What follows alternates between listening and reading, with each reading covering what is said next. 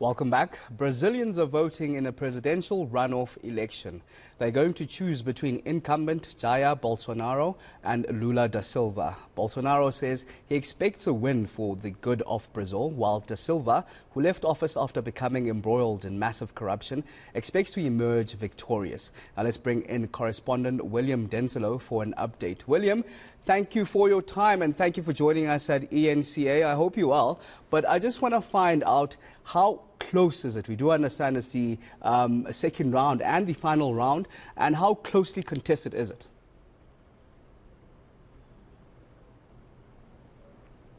Well, it's an incredibly closely contested election, and really it's seen as every vote counting.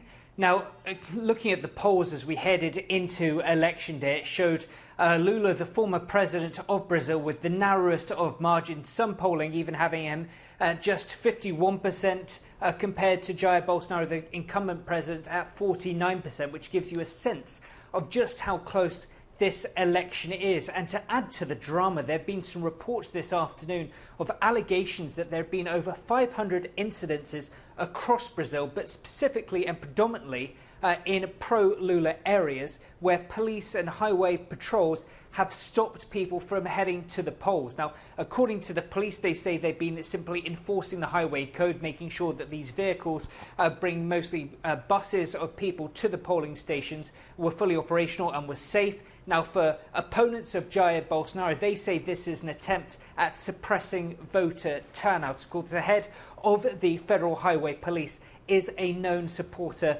of President Bolsonaro. We've heard from one lawmaker, Silva, who says this is a desperate attempt to clobber democracy. Now, we have heard from the head of the Electoral Court, Alex de Moraes.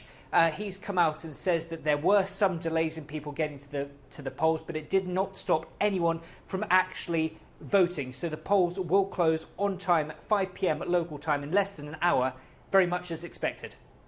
And now we do understand, of course, da Silva is trying to make a comeback, given that he left office embroiled in massive corruption. Maybe make our viewers understand, how is this even possible, him coming back while he was embroiled in these allegations of corruption?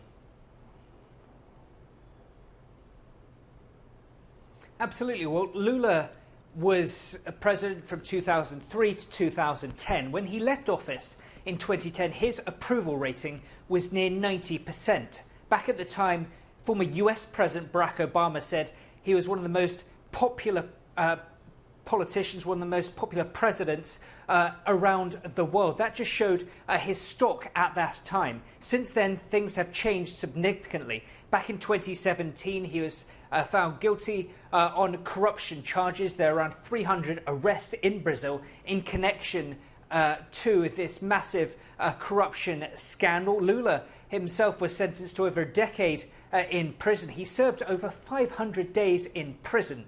Now, back in 2021, last year, though, the Supreme Court here in Brazil annulled that decision. They said there were procedural errors in that ruling, and there were accusations that the judge that made the ruling was himself biased. So Lula, those charges were dropped, which means that he is allowed to run again for president. However, that issue of those corruption scandals in the past continue to dog him. That has been one major issue that Jair Bolsonaro has been hammering him with during this election procedure. So that'll certainly be prominent in the minds of voters as they have been heading to the polls this Sunday.